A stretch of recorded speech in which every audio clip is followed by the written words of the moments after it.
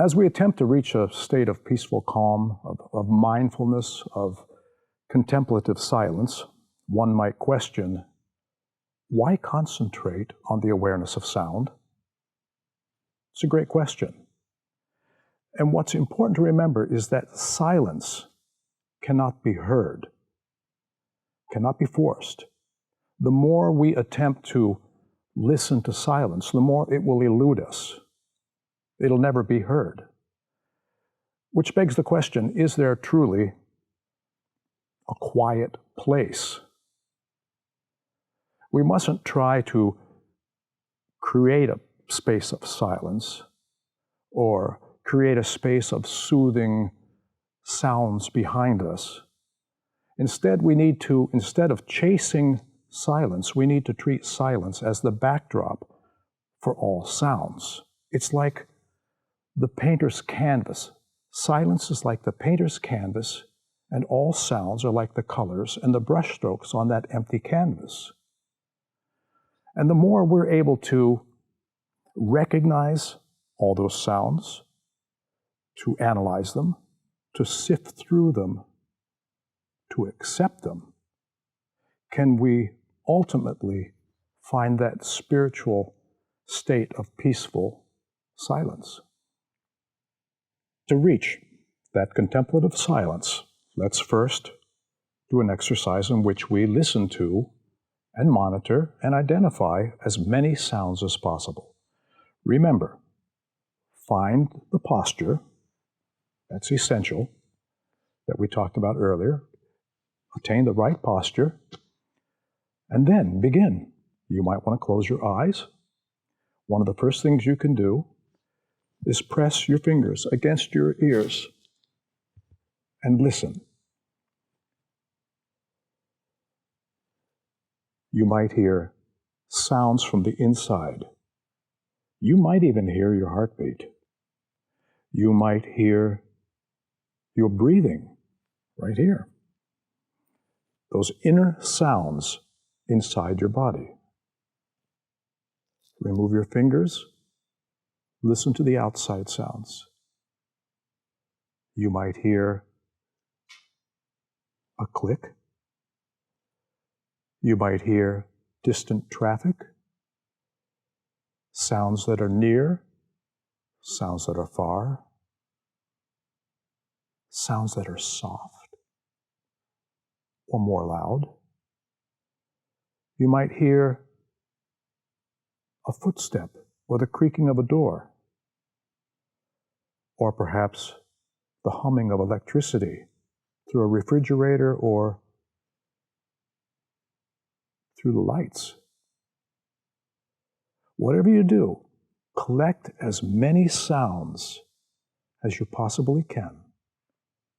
Just collect them in the backdrop of silence. And what you might wind up with is a huge bouquet of wonderful sounds, all bound together by the band of silence. Now that you've collected that wonderful bouquet of sounds, your next job, your next step, is to analyze. Sift through those sounds. Ask yourself, is it a pleasing sound? Is it an irritating sound? What kind of sound is it? And most importantly, what is my response to that sound? Did it irritate me? Does it make me feel uncomfortable? Or is it pleasurable, and do I enjoy it? Most importantly, if it's irritable and unpleasant, one's natural tendency is to suppress it, to get rid of it. And that's not what we want to do. We want to accept it. We want to hear it, take it in, accept it for what it is. The minute you try to suppress any type of sound, you are creating an artificial silence. And that's not what we want. Once we accept all sounds, pleasurable and irritating, then we're on the threshold of true silence. Now that you've collected your bouquet of sounds, let's go a little deeper and look at the source and identity of each of those sounds, of each of those flowers in the bouquet. Where did it come from? What's its name? What's its source? How did it come about? What was that sound exactly like? Take the sound of a clock. Tick, tock. Tick, tock. That sound has many different aspects. The side to the tick has a different quality than the side to the tock. Tick, tock. Tick, tock. What's the frequency? High, low. What's the amplitude? Loud, soft. Take every one of your sounds and go deep within their source. And what you'll find is that you have a wonderful instrument here. There is no need for amplification, no need for a microphone. You're going to be able to hear a symphony of components in one single sound, a symphony of different aspects. And what you might discover is an incredible gratitude for this wonderful instrument that you have. And you praise your Creator for giving it to you. At the end of each presentation, we always like to practice a little exercise. One time, I believe we closed our eyes and actually did it. This time, I'd like to invite you to participate and listen to a short video. I think it's 1 minute in length, about nature.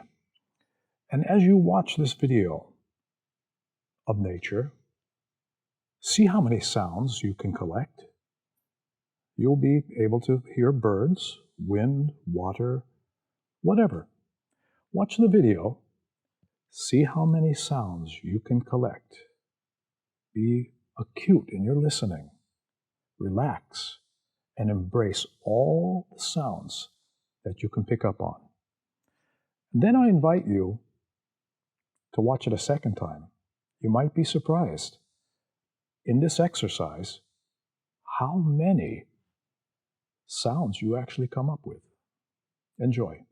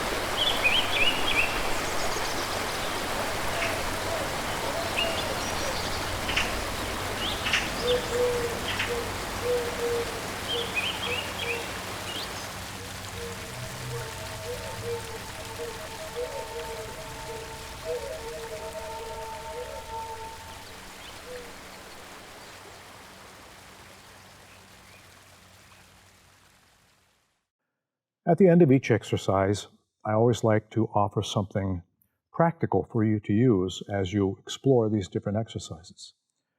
For the application of sound, I would like to offer you the wonderful word, the Sanskrit word, O-M, that the Eastern masters use and repeat over and over again.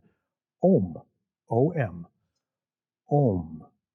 And as you repeat it, make sure you find a place in your voice where it's comfortable. It might be lower or higher.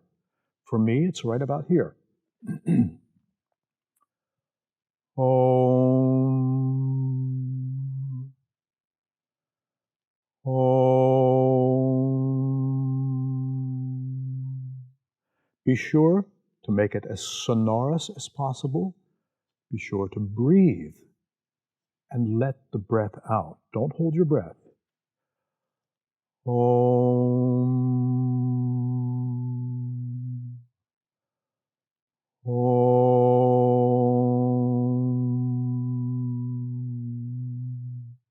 And as I repeat that, I listen to the beginning of the sound, how the sound sustains itself, and how it eventually dissipates. Just like the bouquet of flowers, I analyze every aspect of the Om. But more importantly, I experience that brief moment of silence between each Om.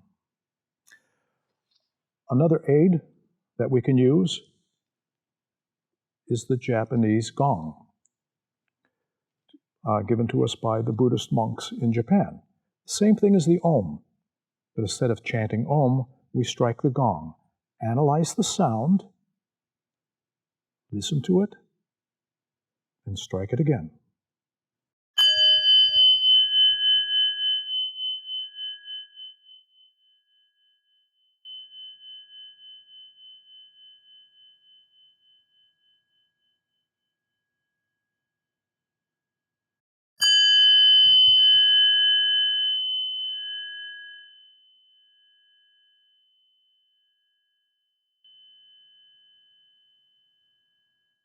Analyze the beginning of it, the sustenance of it, and the dissipation of it. And most importantly, experience